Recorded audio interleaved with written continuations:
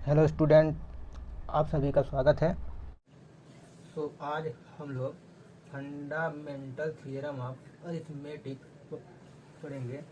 तो ये पढ़ने से पहले ये समझना है कि भाज्य संख्या और अभाज्य संख्या, भाज्य संख्या और अभाज्य संख्या ये क्या होती है। तो भाज्य संख्या है कि ऐसी संख्याएं जो एक और स्वयं के अलावा किसी दूसरी संख्या से भी पूर्ण रूप से विभाजित हो जाती है, वे भाज्य संख्याएं कहलाती हैं। जैसे कि हुआ 4 हुआ, 6 हुआ, 50 हुआ, 100 हुआ, ये भाज्य संख्याएं हैं। और जो अभाज्य संख्या है वो है कि जो संख्याएं वन और स्वयं के अलावा किसी दूसरी संख्या से विभाजित नहीं होती हैं, वे होती हैं अभाज्य संख्याएं। तो जैसे हुआ 2 हुआ, 3 हुआ, 5 हुआ, 7 हुआ और 11, 13 और 17 हुआ, ये सब हैं प्राइम नंबर, प्राइम नंबर्स। तो यहाँ पर ये है जो फंडामेंटल थ्योरम ऑफ अरिथमेटिक, इसमें ये है कि प्रत्येक भाज्य संख्या को अभाज्य संख्याओं के एक गुणनफल के रूप में व्यक्त किया जा सकता है, और यह गुणनखंड अभाज्य गुणनखंडों के आने वाले क्रम के बिना अद्वितीय होता है। तो यहाँ पर इसका मतलब ये है कि कोई भी अगर भाज्य संख्या है, जैसे ये है 12 है, ये एक भाज्य संख्या है, भाज्य संख्या है। तो 12 को हम लोग लिख सकते हैं 2 इंटू 2 इंटू 3, या ये हो जाएगा 2 की पावर में 2 इंटू 3। तो 12 को हम लोगों ने 2 इंटू 2 इंटू 3 लिखा है, और ये है जो 2 और 3 ये प्राइम है, ये है प्राइम, या हिंदी में है अभाज्य। तो इसी तरीके से कोई भी अगर भाज्य संख्या हो तो भाज्य संख्या को अभाज्य संख्या के गुणनफल के रूप में हम लोग लिख सकते हैं। और यहाँ पर ये है कि ये है जो यहाँ से यहाँ तक, तो इसका मतलब ये है कि जैसे ये हुआ 2 इंटू 3 इंटू 5 इंटू 7, ये कितना होगा, ये है 210। तो यानी ये है जो ये भाज्य संख्या है, भाज्य संख्या। तो ये 2 इंटू 3 इंटू 5 इंटू 7, यानी 210 को यदि अभाज्य संख्याओं के गुणनफल के रूप में हम लोग लिखेंगे तो ये जो तरीका होगा ये एक यूनिक होगा, यूनिक या हिंदी में अद्वितीय होगा।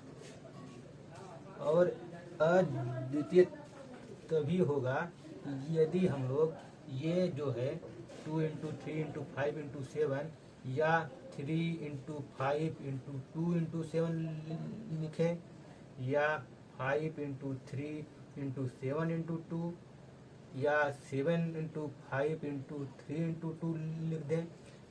तो यदि ये सब सेम हम लोग कहते हैं है, तो ये जो तरीका होगा ये यूनिक होगा। तो यानी कोई भी अगर भाज्य संख्या है तो भाज्य संख्या को अभाज्य संख्या के गुणनफल के रूप में लिखा जा सकता है, और ये जो तरीका होगा ये यूनिक होगा। तो अब यहाँ पर एक ये है कि ये जो थ्योरम है, इस थ्योरम का प्रूफ सबसे पहले कार्ल फ्रेडरिक गास, और शॉर्ट में इनको गास ही बोलते हैं, GAUSS। तो कार्ल फ्रेडरिक गास ने अपनी एक रचना थी डिस्क्विशंस अरिथमेटिकी में इस थ्योरम का प्रूफ किया था। तो कार्ल फ्रेडरिक गास ने अपनी रचना डिस्क्विशंस अरिथमेटिकी में सबसे पहले सही तरीके से इस थ्योरम का प्रूफ किया था। और गास को गणितज्ञों का राजकुमार भी कहते हैं, गणितज्ञों का राजकुमार। तो अब यहाँ से अब हम लोगों को इस थ्योरम की सहायता से एलसीएम और एचसीएफ फाइंड करना है। तो ये हम लोग सीखते हैं अब। तो यहाँ पर हम लोगों को एलसीएम और एचसीएफ सीखना है। तो यहाँ पर 6 और 20 का फाइंड करना है। तो 6 एक भाज्य संख्या है, तो 6 को 2 और 3 के गुणनफल के रूप में हम लोग लिख सकते हैं। और 20 को 2 × 2 × 5, या ये हो जाएगा 2 का होल स्क्वायर × 5। तो 6 और 20 का जो एचसीएफ होगा, अब यहाँ से हम लोग एचसीएफ ऑफ 6 और 20 ये कितना होगा। तो जो दोनों में कॉमन प्राइम नंबर होगा, तो यहाँ पर 2 है और यहाँ पर भी है, और 3 तो ये तो है नहीं, तो यानी जो 2 होगा ये होगा एचसीएफ। और जो एलसीएम होगा, एलसीएम ये होगा, तो ये होगा 2, और फिर ये तो कॉमन है, फिर ये होगा, तो ये होगा 2 × फिर 3 × फिर 5, तो ये होगा 60 होगा। तो यानी जो 6 और 20 का एचसीएफ हुआ ये हुआ 2, और एलसीएम हुआ ये है 60।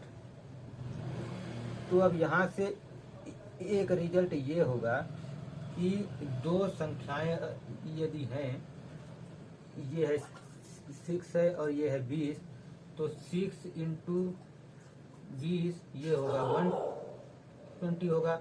और जो एचसीएफ यानी कि महत्तम समापवर्तक है 6 और 20 का ये है 2, और जो एलसीएम है 6 और 20 का ये है 60।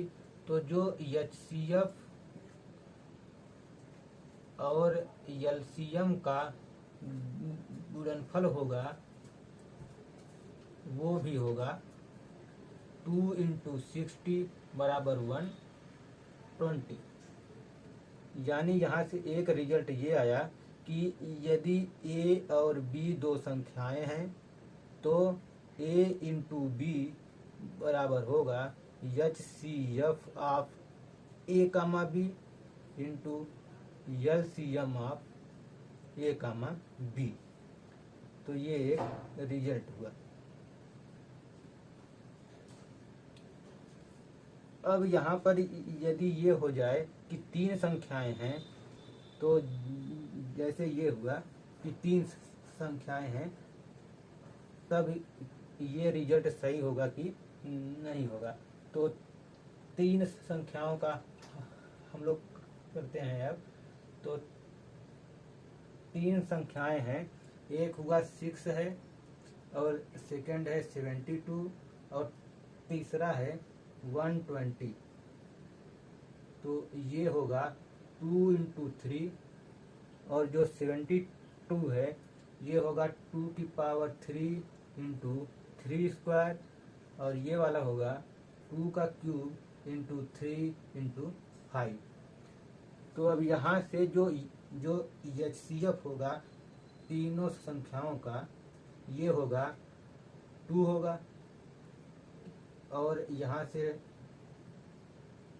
3 होगा तो ये होगा 6, और जो LCM होगा ये कितना होगा, तो ये तो 2 और 2 है, तो यहाँ से 2 इंटू और 3 भी है तो 3 इंटू, अब यहाँ पर 2 का होल स्क्वायर इंटू और ये 3, तो यहाँ पर 3 इंटू,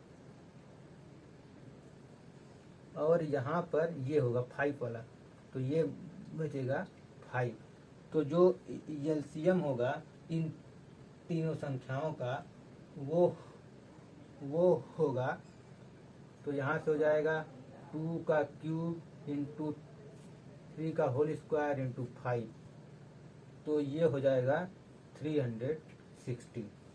तो LCM होगा 360 और HCF है 6। तो अब जब यहाँ से हम लोग ये रिजल्ट यूज करेंगे, यानी कि 6 इंटू 72 इंटू 120, और जब ये करेंगे हम लोग 6 इंटू 360,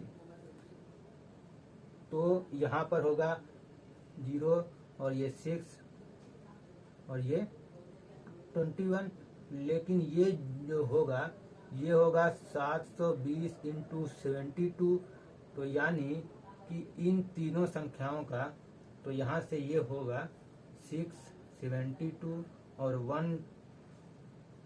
120 है, जो इन तीनों का जो गुणनफल है, ये HCF ऑफ ये है जो 6, 72, 120 और LCM ऑफ 6, 72, 120, तो ये दोनों सेम नहीं होंगे।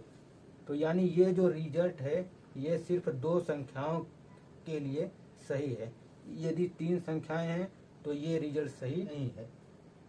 तो हम लोग अब प्रश्नावली 1.2 सॉल्व करते हैं। तो पहले में है कि जो ये संख्याएं हैं, संख्याओं को अभाज्य गुणनखंडों के गुणनफल के रूप में व्यक्त कीजिए। तो प्रश्नावली 1.2, तो फर्स्ट है और पहला है 140 को प्राइम नंबर के गुणनफल के रूप में व्यक्त कीजिए। तो 140 है, तो यहाँ पर ये हम लोग करते हैं, यहाँ पर 2 से हम लोग करेंगे तो ये हो जाएगा 70, और फिर यहाँ पर होगा तो ये हो जाएगा 35, और फिर ये 5 से कटेगा तो यहाँ पर 7 आएगा, और फिर 7 से होगा तो यहाँ पर हो जाएगा 1। यानी जो 140 है, 140 को 2 इंटू 2 इंटू 5 इंटू 7 हम लोग लिखेंगे। तो अब यहाँ से ये हो जाएगा 2 का होल स्क्वायर इंटू 5 इंटू 7। तो 140 को इस तरीके से हम लोग अभाज्य संख्याओं के गुणनफल के रूप में लिखेंगे। अब तीसरा हम लोग करते हैं। तो तीसरे में है 3825 है। तो अब 3825 का हम लोग फैक्टराइजेशन करते हैं। तो 3825, तो यहाँ पर है 5, तो हम लोग 3 से करते हैं, तो ये हो जाएगा 1, 2, 7 और 5। अब फिर से होगा 3 से, तो ये हो जाएगा 4, 2 और यहाँ पर 5। अब फिर से 3 से नहीं होगा, तो अब 5 से होगा, तो यहाँ पर हो जाएगा 8 और यहाँ पर 5। फिर से होगा तो ये हो जाएगा 1 और यहाँ पर 17। तो फिर अब 17 से होगा तो यहाँ हो जाएगा 1। तो यानी ये हो गया 3 इंटू 3 इंटू 5 इंटू 5 इंटू 17। तो ये होगा 3 का होल स्क्वायर इंटू 5 का इंटू 17। तो इस तरीके से जो फर्स्ट क्वेश्चन है वो सॉल्व हो जाएगा। अब सेकंड में ये है, अब सेकंड है तो सेकंड में दो संख्याएं हैं, तो दोनों संख्याओं का एलसीएम और सीएफ फाइंड करना है और वेरीफाई करना है कि ए इंटू बी बराबर H C F of A B into LCM of A B. तो फर्स्ट में है 26 और 91, तो ये होगा 2 इंटू 13 होगा और ये होगा 7 इंटू 13। तो जो एचसीएफ होगा, एचसीएफ ऑफ 26 एंड 91 ये होगा जो दोनों में कॉमन है, यानी ये है 13। और जो एलसीएम होगा 26 और 91 का ये होगा तो 2 है इंटू फिर ये 7 है इंटू 13। तो ये कितना होगा, ये 14 इंटू 13 होगा। तो यहाँ से ये होगा 2 और यहाँ पर 17। तो अब यहाँ पर ये देखना है तो 26 इंटू 91, तो यहाँ पर हम लोग करते हैं 91 इंटू 26, तो ये हो जाएगा 6 और यहाँ पर 54, 2 और यहाँ पर 18। तो ये 6 हुआ, 6 यहाँ पर 3 यहाँ पर 2 और यहाँ पर 172 इंटू 13, तो ये हो जाएगा 6 यहाँ पर 2 सॉरी और 1 यहाँ पर 2 यहाँ पर 5 यहाँ पर 2 7 1। तो ये हुआ 6 यहाँ पर 3 यहाँ पर 2 यहाँ पर 2। तो यहाँ पर जो है यहाँ पर होगा 8 होगा, तो यहाँ पर भी हो जाएगा 8। तो ये जो होगा तो यहाँ से ये हुआ 4 और ये हो जाएगा 5, तो ये हुआ 6, यहाँ भी होगा 6 और ये हुआ यहाँ भी होगा 8, तो ये हो जाएगा 3 और यहाँ होगा 2। तो यहाँ पर ये अब सिद्ध हुआ कि 26 इंटू 91 बराबर H C F of 26 and 91 into L C M of 26 और 91। तो ये है यहाँ पर 2366 और ये जो होगा यानी 13 इंटू 182, तो ये भी ये है 2366। तो यानी ये जो रिजल्ट है ये वेरीफाई हुआ। अब सेम तरीके से जो सेकंड है वो है 510 और 92 और तीसरा है 336 और 54। तो ये सॉल्व कीजिएगा और जो तीसरा है तो तीसरे में 3 संख्याएं हैं और 3 संख्याओं का एचसीएफ और एलसीएम फाइंड करना है। तो ये भी सेम तरीके से होगा। तो हम लोग अब फोर्थ करते हैं। तो फोर्थ में ये है कि एचसीएफ 306 और 657 का ये है 9 और पूछा है कि एलसीएम कितना होगा, एलसीएम ऑफ 306 और 657 का।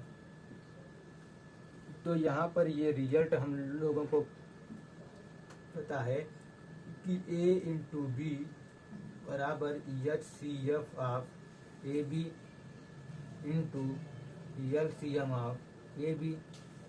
तो यहाँ पर ए है 306 और बी है 657।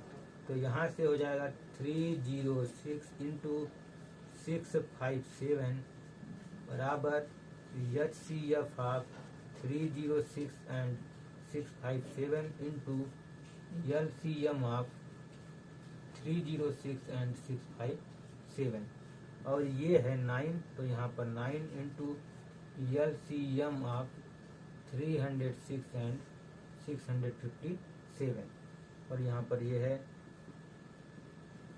तो अब यहाँ से जो LCM होगा, LCM 657 और 306 का, तो ये हो जाएगा यहाँ पर 306 इंटू 657 अपान में 9। तो अब यहाँ पर ये हम लोग सॉल्व करेंगे तो ये कैंसिल होगा। यहाँ पर 7 और 3 होगा, तो यानी ये 306 इंटू 73। तो यहाँ से हुआ 8 1 और 9 इंटू 2 4 21। तो ये हुआ 8, यहाँ पर 3, यहाँ पर 3, यहाँ पर 2, यहाँ पे 2। तो यानी जो ये LCM होगा वो होगा 22,338। तो ये हुआ LCM ऑफ 306 एंड 657। तो ये फोर्थ साल हुआ।